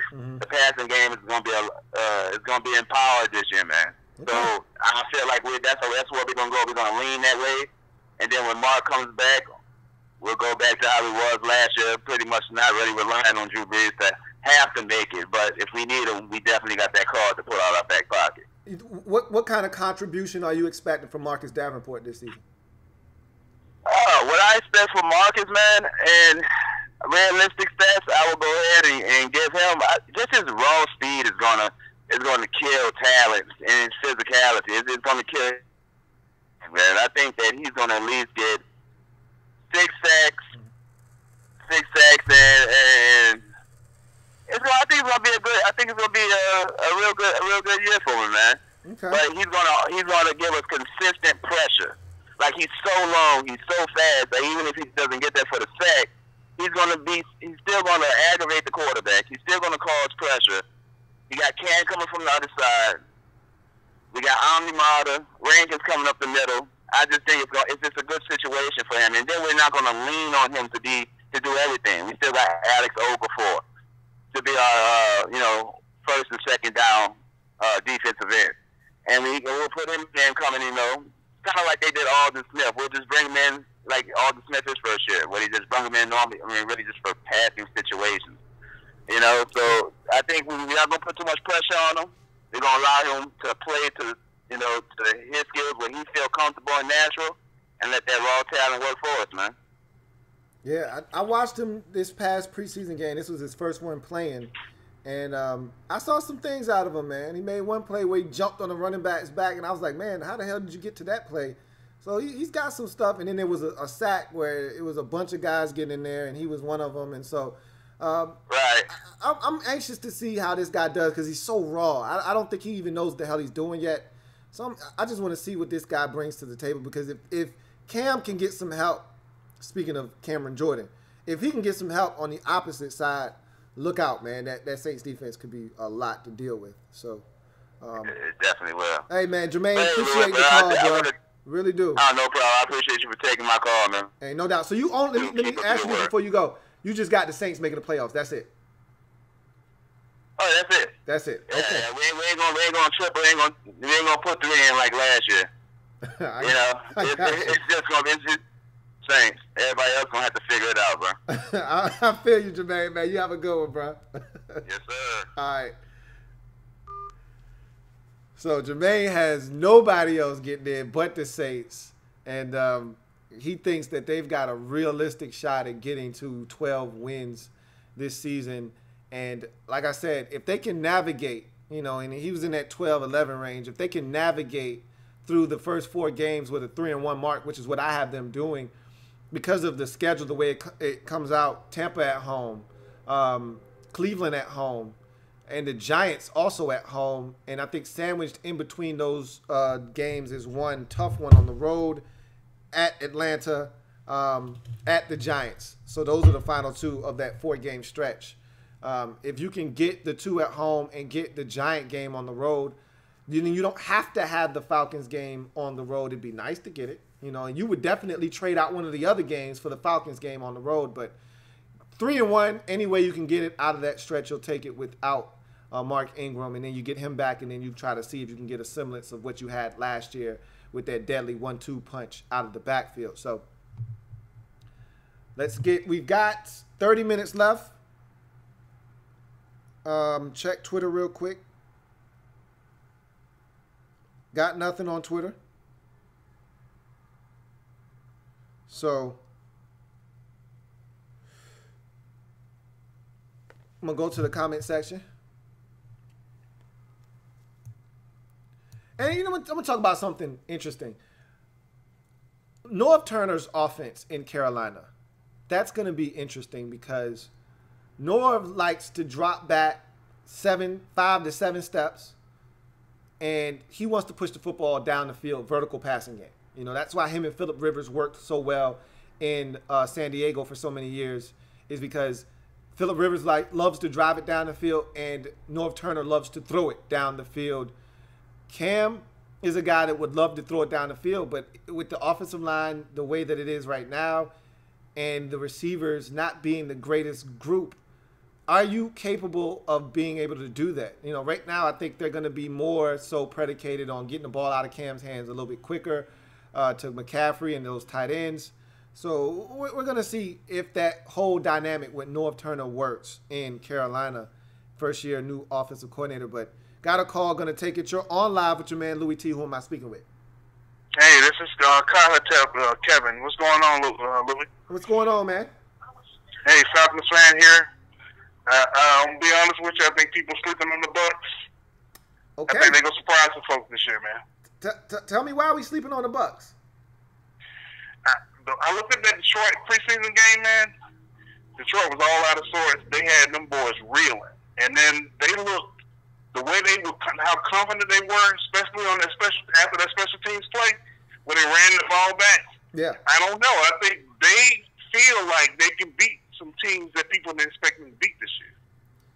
Okay. Now, I see some confidence in this team that I think people are sleeping on, though. Now, granted, it's preseason, and yes, I understand that they have talent. I've already mentioned this. I liken them to Jacksonville in 2016. All that talent that they had amassed over 3 or 4 years under Gus Bradley, but it wasn't being coached properly. I look at their head coach in Dirk Cutter, and I just don't think he's the right man for the job. And with Jameis, I will give you that. And definitely. And with Jameis being suspended, because Jameis lit him up in the second half of that game. Jameis was the one, throwing touchdown passes and really lighting them up. And obviously they want to play Jameis as much as possible because he's going to miss the first 3 games of the season. So he's playing deep into the game. With the way that they're set up, and I think this is the thing that I'm not so sure of with Dirk Cutter, as I talked about already with not getting the most out of your talent. If they start out the season, let's say they go 0-3 with 50-50 at quarterback, all right? They could easily win a game or 2 in there, but let's just go with the assumption. It's a tough stretch. None of those games are easy games. Even with Jameis in the lineup, you take him out and you insert 50-50. I don't like their chances in any of those games. Let's see. Let me go through those first 3 games. So it's at New Orleans, home for Philly, home for Pittsburgh on Monday Night Football. Does that sound like a game that they can win with 50-50 at quarterback? No, I agree with you. So you start. They're gonna have. But I don't think their confidence is gonna be swayed though. They may have some tough games, and they're gonna probably be closer than people think. So they're gonna play some tough games. They may lose those games, but they're gonna probably still be a confident team when the schedule starts to lighten up for them. So. I'm not doubting that they won't be a competent football team to the point where they'll be competitive, but there's a difference in this league, and it's a very fine line between losing close and winning close. And I think they're going to be one of those tough luck teams that find it hard to get those wins at the end of ball games. I don't know. Have they solved their field goal kicking situation? Because that was a problem last year as well. I mean, man, they've been snake bitten. We all watched that thing. That area, dude. They've been snake bitten in that area, dude. We've been fortunate because, Money Matt has been money. Seriously, I think that's why they're protecting them. They're protecting all of our important assets this preseason. Yeah. I'm thinking all these injuries that they've been claiming with Deion Jones and then holding out Julio and holding out Devontae. I guess they try to protect him from himself. Absolutely. To make sure that we're going to start the season all right. I think Atlanta wins the South, but I think that the Saints come a close second, and I think somehow the Saints and the Panthers are going to have a very close record. I think all those 3 teams, where they may not all make the postseason, they're going to be very good.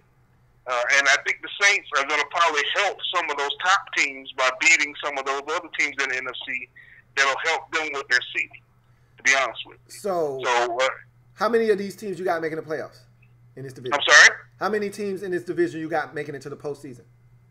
I think 2.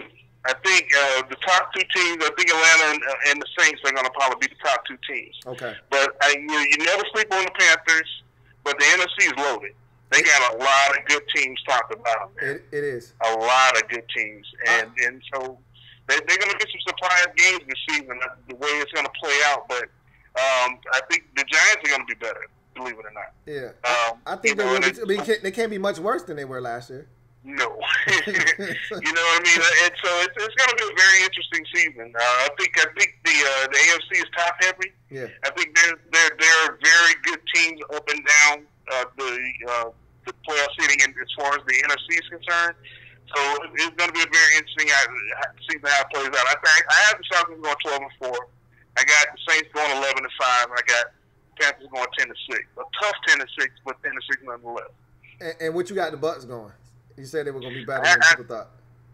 I think probably 7-9. Okay. So yeah, that reflects what you said. You said you think they're going to be. You know what I mean? I didn't say they were going to make the playoffs, but I think people are not giving them their due. They're going to be much better than I think people give them credit for. And I hadn't said that. You kind of echoed a lot of what I said on my podcast a while back about the AFC being a conference that's really top heavy. There was a projection of teams in the top 10 of the league, and out of the top 10, only 3 teams were in the AFC. The other 7 were in the NFC. So NFC's loaded this year. Oh yeah. Hey man, appreciate the call, man, and that was a great call, man. I appreciate you having me. This is my first time calling in, so I'm happy you're doing what you're doing, man. Keep on doing it. I'll be happy to put something in your Patreon for you as well. Hey man, I appreciate that, bro, man. Thanks for supporting. Continue to support the movement, man. Have a good one. All right, same you. All right. So that was a great call there, and he actually thinks the Bucs are going to be a much better team than we're giving them credit, and his record reflected that at 7-9. Thinks the division, much like I do, is going to be a really good division. But he actually thinks top to bottom it's going to be a really solid division. If the Bucs finish 7-9, that's going to make this division even stronger. He feels like the Saints are going to, or the Falcons are going to finish slightly above the Saints, and then the Saints are going to finish slightly above the Panthers. And so he's got it kind of staggering, 12-4, 11-5, 10-6, and the Panthers just missing out on the postseason at 10-6. Excuse me. So let's get to some more comments. Archangel says, took Shanahan 2 years to make the playoffs with the Falcons, and Sark took us the first year to the second round. So what you think he's going to do for us this year? Well, you remember, Shanahan had to come in from ground zero and build it up. And what Shanahan left Sark was the keys to a very expensive, clean vehicle that all he had to do was come in and just drive. Don't do anything to it. Don't add nothing to it. You don't scuff it. Don't just drive. So I don't want to compare the two because Shanny had to come in. And y'all had an old lemon that was beat up, needed a bunch of interior work, a lot of exterior work. Shanny said, you know what? We just going to get a brand new car. I'm going to get us a brand new whip, and we're going to start from the ground up. And so Sark didn't have to do anything. All he had to do was not F it up. So, I'm a Shanahan guy anyway, but you know how that goes.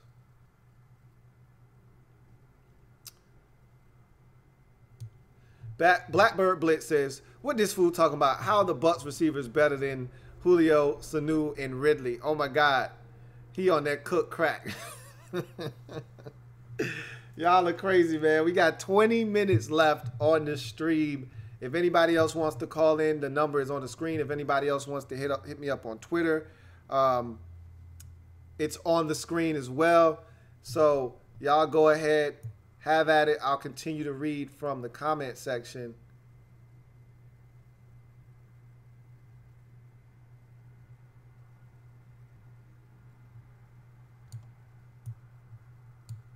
Boy, y'all are having a hell of a conversation in the comment section. I love it. I love when y'all chop it up, man. Syndico, and I got to respect the man. He came on. He blessed us on the program. And we made fun of his name all last year, and it was fun. But the man beat me in the winners and losers last year. And I'm going to be coming out with a video on how you can play in my Survivor pool, winners and losers, and my weekly pool. I'm going to be putting those videos out over the next 48 hours, so make sure you tune in for that. But Syndico says, this show is lit every year. Lots of trash talk, man. I miss the TCC on YouTube. When I first started, the TTC was really big. I don't see it as much anymore. I don't even know if it exists anymore. You're on live with your man, Louie Tee. Who am I speaking with? You're speaking with Marcus from California. What's up, Marcus? Turn your phone up. I can barely hear you, bro. All right, is it better? I think that might be as good as we're gonna get. Go ahead. All right, so coming from a Bucks fan, I think the way we are right now, we're in the middle of the pack, maybe even worse, and we've been like this for who knows how long. You know, we've been to the playoffs for this many years, been winning playoff games for that many years. I was just wondering, like, when we think we're good, we're bad, and and we've been bad for a while. I'm not gonna lie.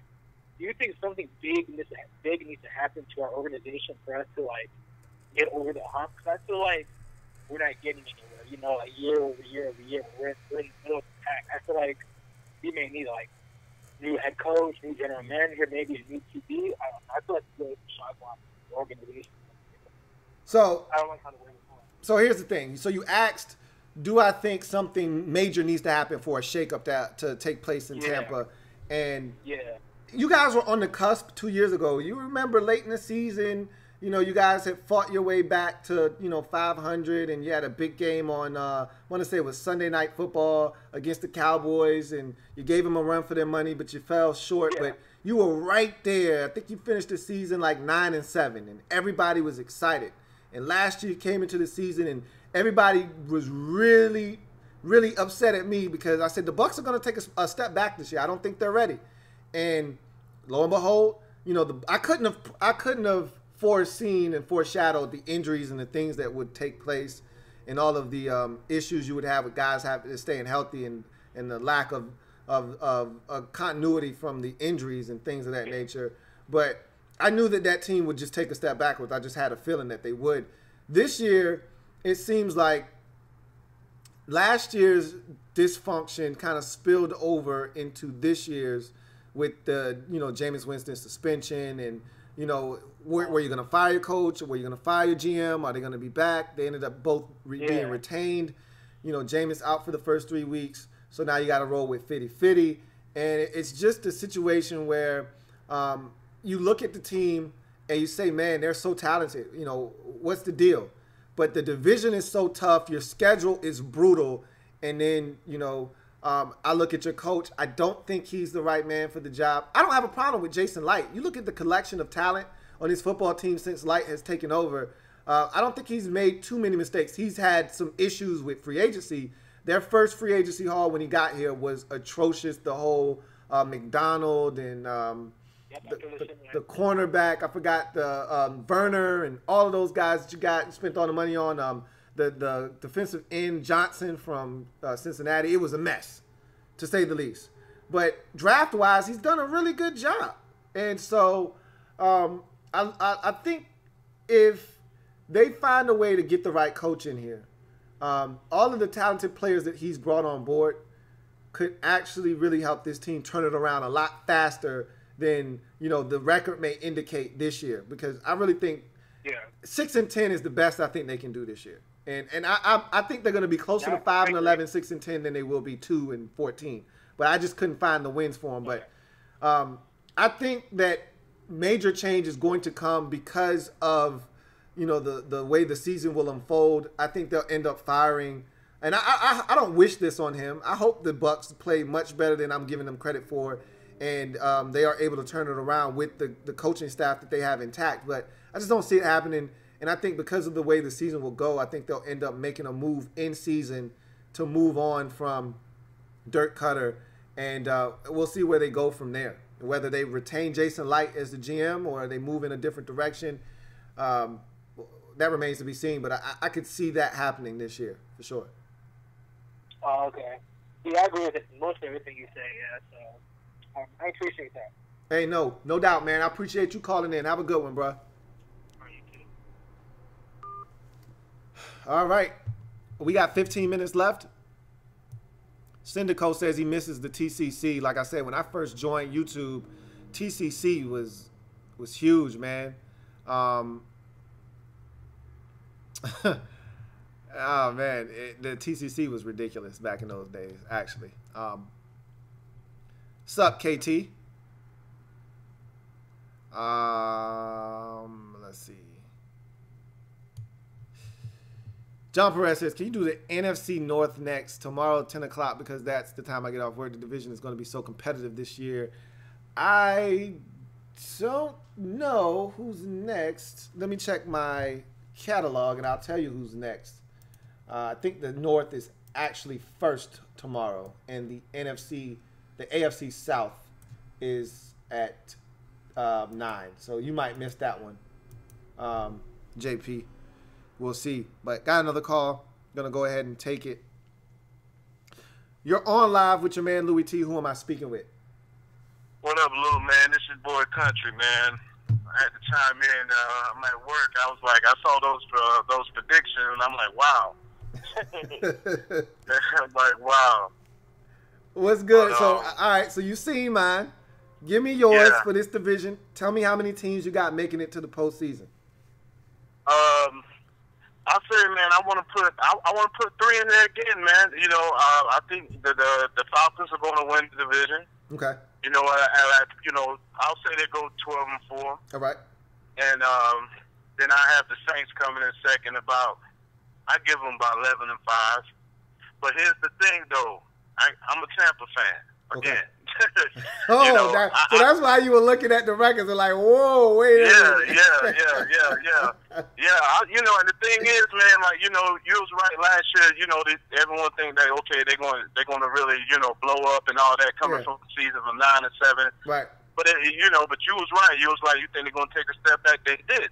You know, you was right about that. But I got them getting at third, at least about 9 or 10 wins. Okay. I think Dirk Cutter will be out there if Tampa it missed the playoffs. I think he's going to be gone. So it's all on the line for him. It is. This is it. I agree. But then here's the other point right here. I think the Panthers are going to be the ones to take the step back, man. I think they're either going to go 7-9, 8-8. And I called on the Louie Tee Live, I think about a couple of years ago, and I made a point, and it still remains true. Right. The Panthers never had back-to-back winning seasons, and I'm not counting 8-8 as a winning season. I'm not counting that. Right.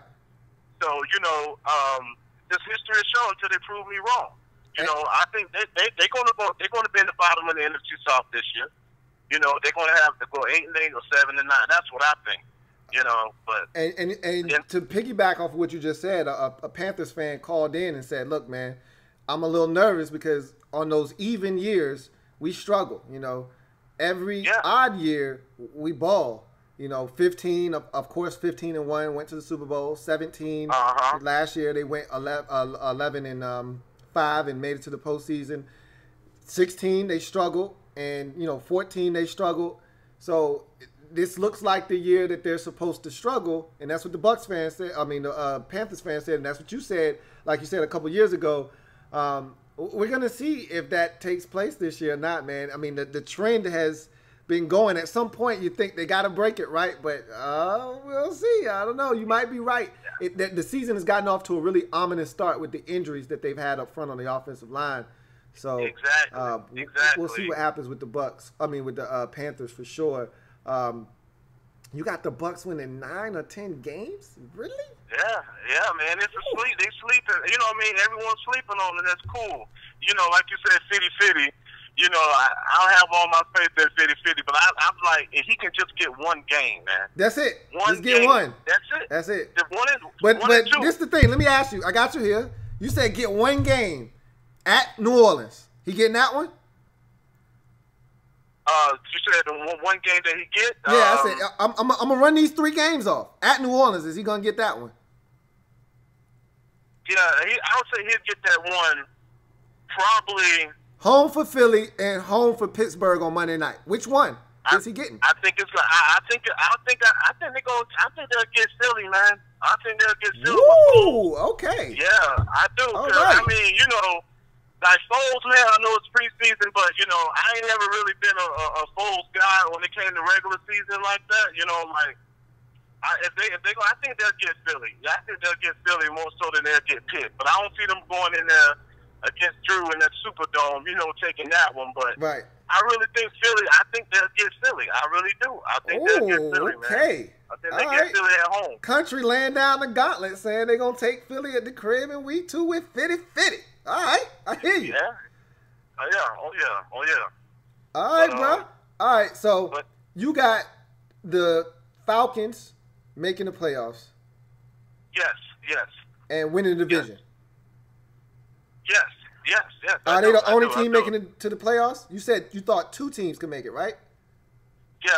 I think Saints are gonna get there. Okay. Bucs gonna get there, and I don't know, man. I mean, NFC is top. You know, they heavy. So I mean, if Tampa go 9-7, 10-6, I want to give. I don't want to be, you know. You might. Hey, 10-6 might can sneak you in the back door. It may can sneak us in the back door. You know what I'm saying? But you know, they make it or not. But I see them 10-6. But it's possibly 3 teams. But I definitely, like I said, until that curse is broken. For Carolina, which is still the only team in the NFL that like I said to me, that never had back-to-back winning seasons. Like they're gonna take that step back. Yeah. All right, bro. I feel you. You've said this before, and you were right. Let's see if you're foreshadowing the future once again, man. Hey, country, always a pleasure, bro, man. Hey, be easy, and don't be getting in trouble at work, sneaking in, calling in the show, man. No doubt, Lou. No doubt. All right, man. Take it easy. Later. All right, man. So that was a really good call as well, man. I remember him calling in a couple years ago and talking about the Panthers and their inability to string together 2 straight winning seasons. And a Panthers fan called in earlier and said the same exact thing.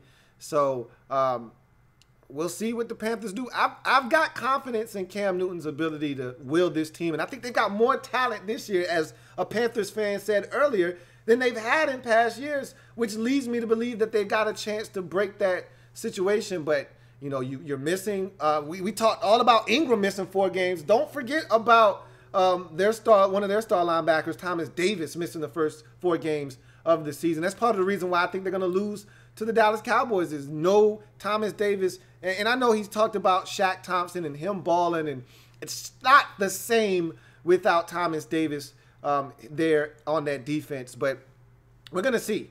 It's going to be really interesting to see what happens. And it sucks, JP. Well, anyway, I'm not going to switch them because you still don't get off until 10. So both of them will all have already taken place, one at 7, one at 9. So you will have to just catch that one on playback, man. My fault. Excuse me. Nick Riley says, swear the NFC South stream is so damn wild, pure hate. I love it, man. Every year is my favorite one to do because I know everyone's going to show up, everyone's going to show out, and you're going to have 4 different fan bases with 4 different opinions. And even the fans that are biased to their teams still going to talk with some sense. So I can always appreciate that, man. Always appreciate that.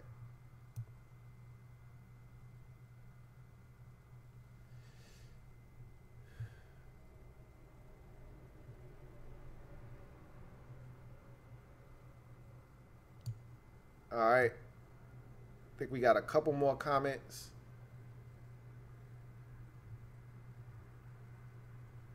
All right. I skipped over a bunch of them. Here we go. So my man BE says, what about your fantasy football league? I got details coming on that too. I'm working on so many things at once. Really what I need to do is just knock them down one at a time. I suck at that. I always want to get everything done at once. I need to just knock them down one at a time, and that's probably what I'm going to do. That's probably the game plan that I need to go with, knocking these joints down one at a time so I can just get the information out to you guys. But the Fantasy Football League is coming. I think I can do the co-owner thing so that somebody else can run the team that they're trying to assign to me. So I think I'll be able to do it, but I will keep you guys posted on that. John Perez says, do you think the departure of Star Lotula, they're going to hurt the Panthers defense? I think they'll be just fine because they added Dontari Poe to fill that same void. They've got a bunch of guys on that defensive line. They've been drafting guys over the years to prepare them for when one of these guys would have to leave via free agency. They kept KK short, so a guy like Star Lotula was able to walk, and they also had drafted Vernon Butler. So they were preparing for this, but they went out and got Dontari Poe because Butler hasn't been able to stay healthy. So they feel good about their defensive line. They're pushing off the other defensive end.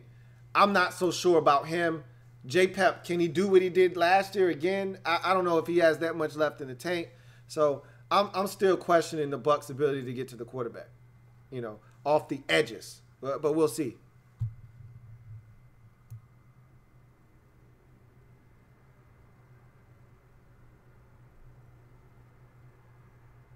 Like my man B3 said, make sure you thumbs the video up before you go. Subscribe to the channel if you haven't already done so. And make sure you share it. If you're on one of these Facebook chat rooms and all of that good stuff, share the video, man. Red Sun Patron says, Panthers have had back-to-back winning seasons. Facts. Yeah, no one's saying you didn't have them in history, but of late you haven't had winning seasons back-to-back. That's what everybody's referencing.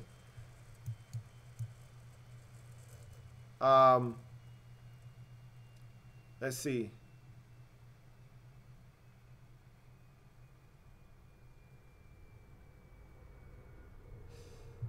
All right. I think we got through all the comments.